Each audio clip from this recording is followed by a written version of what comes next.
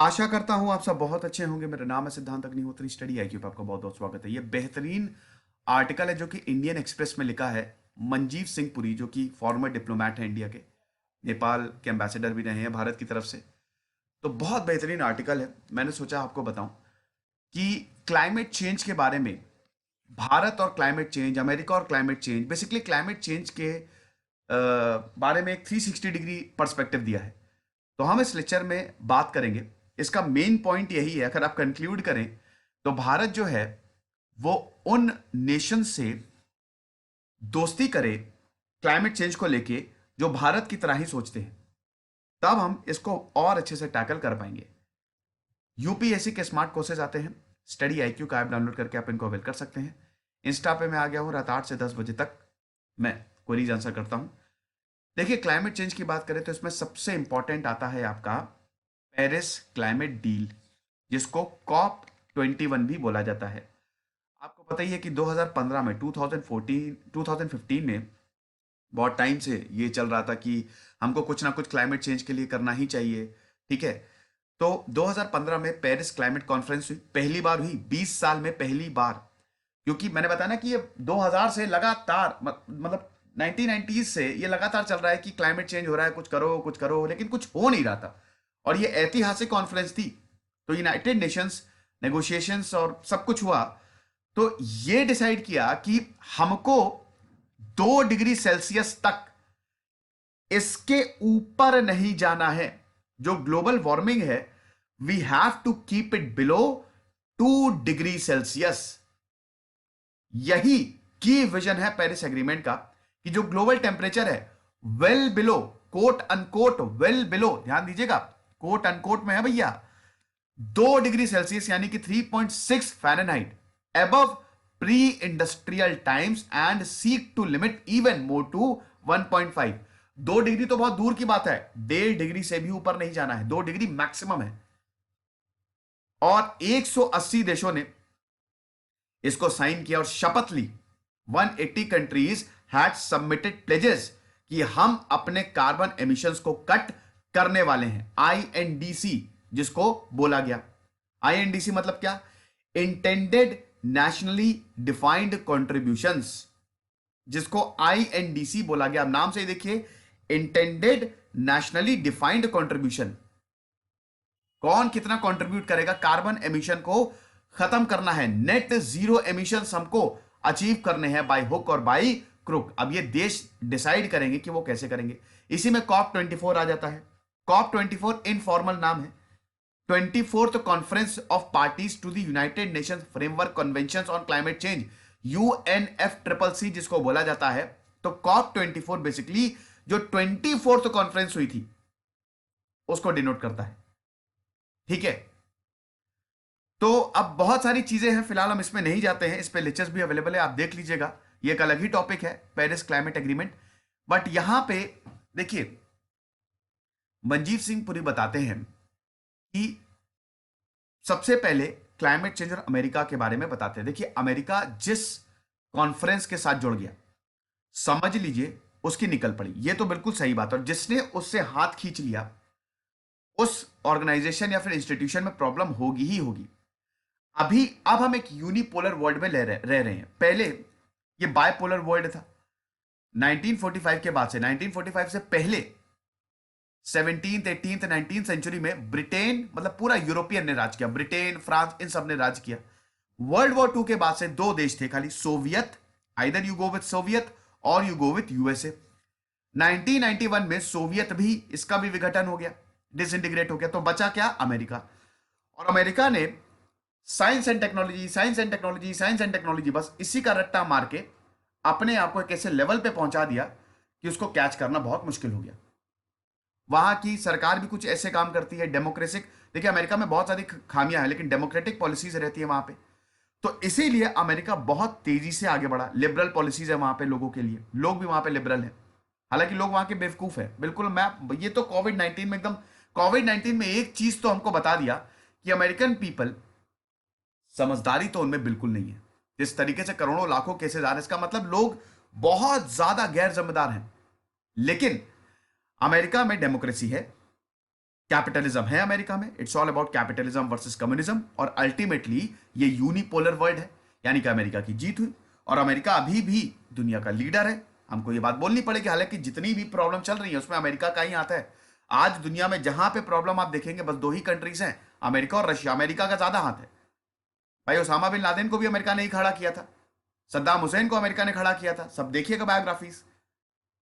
आतंकवाद भी एक तरीके से अमेरिका की देन है और उसी के लिए मुसीबत बन गया। तो अमेरिका की बात करें तो अमेरिका का होना बहुत ज्यादा जरूरी है, क्योंकि एक तो फंडिंग बहुत ज्यादा, अमेरिका बहुत ज्यादा, आप जितने भी आईएमएफ हो गया, चाहे वर्ल्ड बैंक, चाहे इधर आप WHO, चाहे यही COP21 आप देख लीजिए, तो इसमें अमेरिका बहुत जबरदस्त पैसा देता है। सबसे ज्यादा फंडिंग अमेरिका की होती है। आईएमएफ में भी जो राइट्स है ना, डिफरेंशियल राइट्स, वो भी सबसे ज्यादा अमेरिका के, क्योंकि भाई अमेरिका के पास पैसा बहुत ज्यादा है। वो भर भर के 18, 19, 20, 25% फंडिंग करता है। तो इसीलिए अमेरिका का होना बहुत ज्यादा जरूरी है। लेकिन डोनाल्ड ट्रंप की पॉलिसी बिल्कुल अलग थी भाई। डोनाल्ड ट्रंप थे बिजनेसमैन, उन्होंने बोला क्या बकवास है क्लाइमेट चेंज, हम कोई क्लाइमेट चेंज का नहीं मानता। ऐसे तो नहीं बोलते, I don't believe in climate change, और उन्होंने विड्रॉ कर लिया। विड्रॉ कर लिया उन्होंने। अब भाई उन्होंने विड्रॉ कर लिया, लेकिन जो बाइडेन जो है, अब जो बाइडेन आ गए। 2016 से लेकर 2020 तक बहुत कुछ बदला, लेकिन देखिए डोनाल्ड ट्रंप पूरी तरीके से बुरे भी नहीं थे भाई। जो कुछ चीजें वो गलत बोलते थे, कुछ चीजें सही बोलते थे। चाइना को लेकर उनका स्टांस बिल्कुल सही था। अब जो बाइडेन आ गए। अब जो बाइडेन एक इन्वायरमेंटलिस्ट है। जो बाइडेन अपनी पूरी कैंपेन में क्लाइमेट चेंज और कोविड-19 का रट्टा मारा इन्होंने। अब हमको यह देखना होगा कि ये तो बिल्कुल 100% है कि जो बाइडेन ने तो बोला ही था कि 2 महीने के अंदर अंदर हम डील में वापस चले जाएंगे। तो ये एक शिफ्ट होगा। तो इसीलिए यहां पे बोल रहे हैं, thanks to American people and Joe Biden, statistics will retain its place among the sciences. ठीक है, तो यहां पे बाइडेन जो है has ridden a wave of change और shift will certainly be seen. यही बोल रहे हैं मनजीव सिंह पुरी कि भाई जब जो बाइडेन आएंगे अभी जनवरी में शपथ लेंगे और अब शिफ्ट बिल्कुल होने वाला है। कोविड-19 में भैया अमेरिका में करोड़ों केसेस आ रहे हैं। ठीक है, लाखों केसेस डेली आ रहे हैं अमेरिका में, और मतलब करोड़ पार कर गया। मैंने कितनी बार लेक्चर लिए हैं। तो कोविड-19 पैंडेमिक को भी और इस क्लाइमेट चेंज को भी बहुत इफेक्टिवली ये टैकल करने वाले हैं। और ये सब मैं चलिए आपको बता ही चुका हूं। ठीक है, अभी मैंने आपको ग्लोबल क्लाइमेट चेंज के बारे में बताया, ग्लोबल क्लाइमेट चेंज के बारे में बताया। ठीक है, क्लाइमेट चेंज का मतलब पता है ना आपको क्या होता है। आई होप ये सब चीजें आपको पता होगी। क्लाइमेट और वेदर में क्या डिफरेंस होता है। वेदर जो होता है वो तो टेम्पररी, क्लाइमेट एक परमानेंट फेनोमेना है। ठीक है, ये सारी चीजें आई होप आपको क्लियर होंगी। मैंने कई बार बात भी की है इस पे। ठीक है, ये बहुत ही बेसिक्स है, नहीं हो तो इस पे लेक्चर्स अवेलेबल है, आप देख लीजिएगा।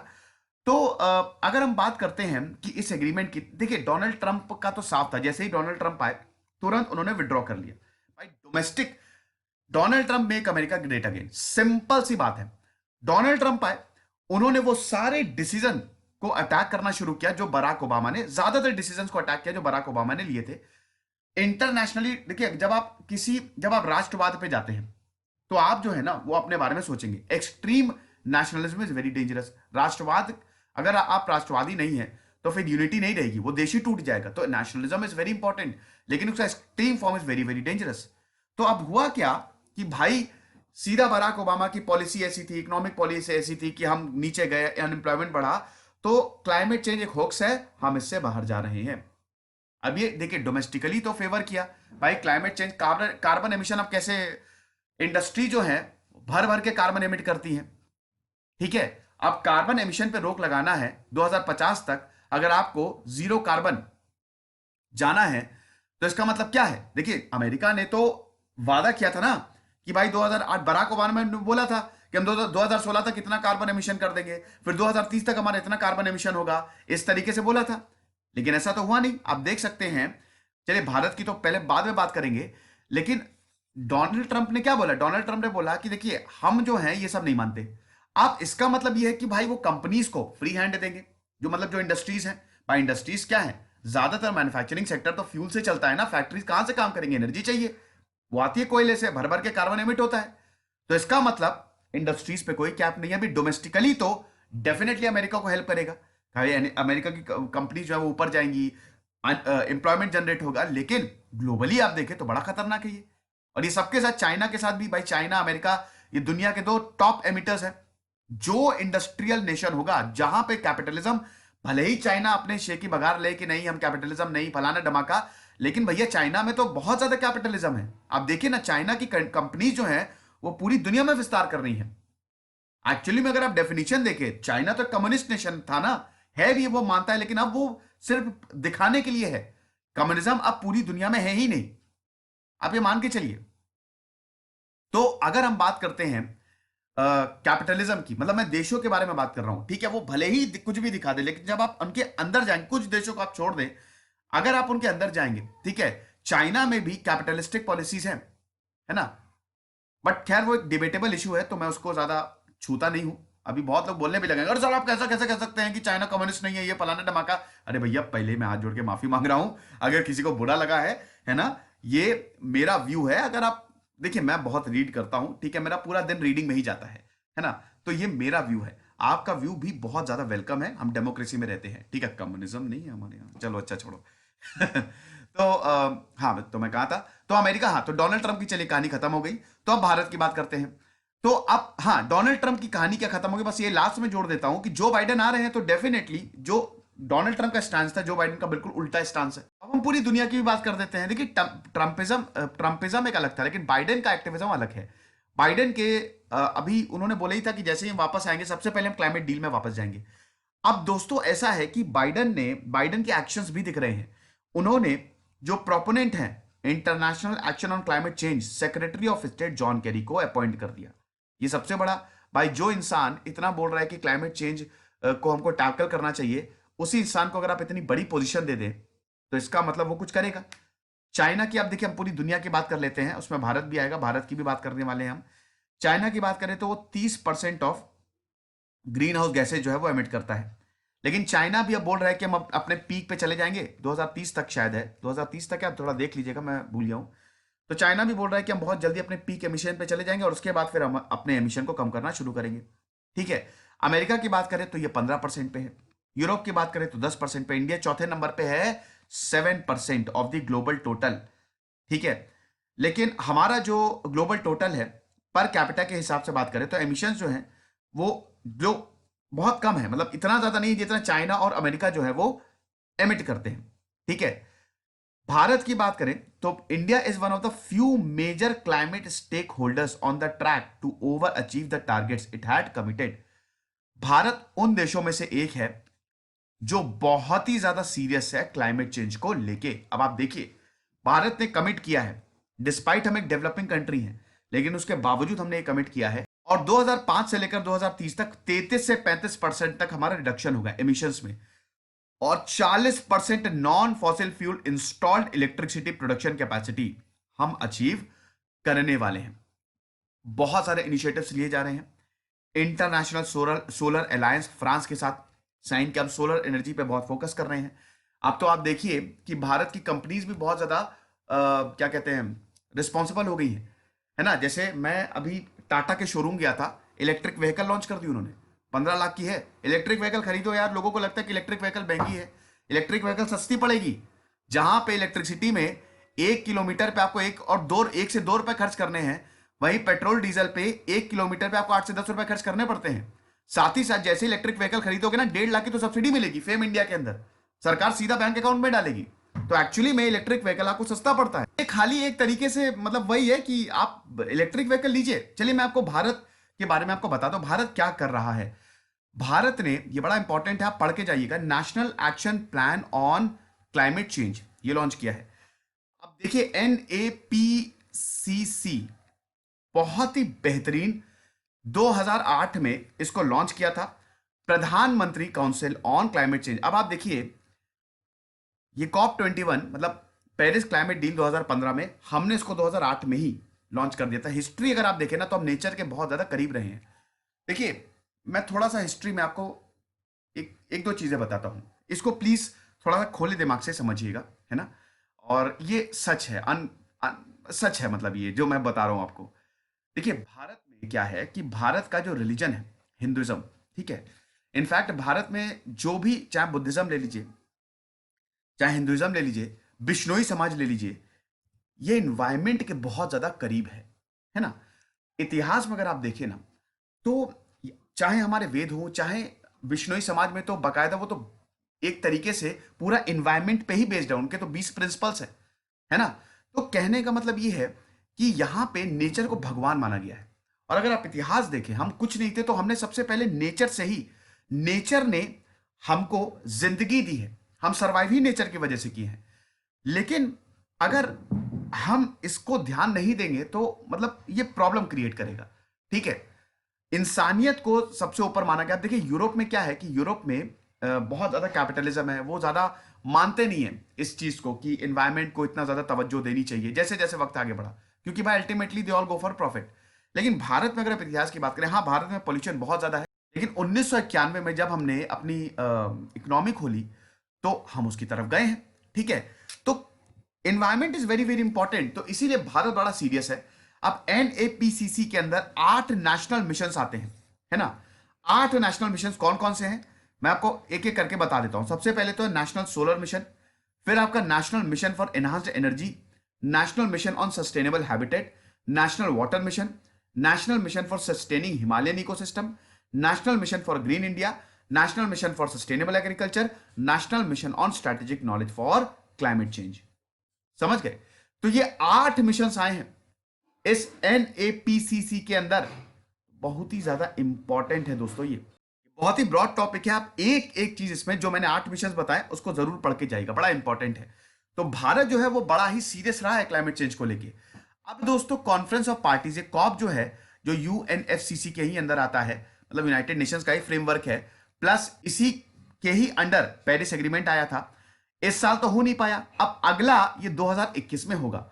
और इस बार जो जनरल सेक्रेटरी हैं उन्होंने पहले ही बोल दिया है कि हम नेट जीरो एमिशंस की बात करेंगे 2050 तक। सेंट्रल ऑब्जेक्टिव यही है कि हम global coalition for carbon neutrality, और इसको ये पुश भी करने वाले हैं। यानी कि समझ लीजिए अभी जो ग्लासगो में ये जो समिट होने वाली है, इसमें आप देखेंगे बहुत पटाखे फूटेंगे कि नेट जीरो कार्बन एमिशंस तो होगा ही होगा। तो अब देखेंगे दोस्तों क्लाइमेट चेंज किस दिशा में जाता है। अब देखिए ग्लोबल शिफ्ट तो आने वाला है, अब 2020 गया है, दशक का एंड है, 2021 अब जो शुरू होगा, ये 2021 से लेकर 2030 तक, 2030 तक, इन 10 सालों में, इस डेकेड में ये पता चल जाएगा कि इंसानियत कहां जाने वाली है। फिलहाल ये लेक्चर था।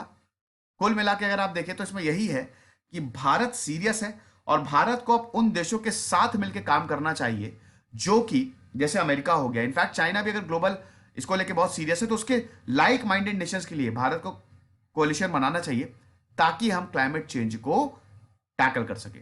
ये मेरा टेलीग्राम चैनल है, अभी 12,100 सब्सक्राइबर है, यही वाला ज्वाइन करिएगा। खुश रहिए, पढ़ते रहिए। इधर से सिद्धांत अग्निहोत्री साइनिंग ऑफ।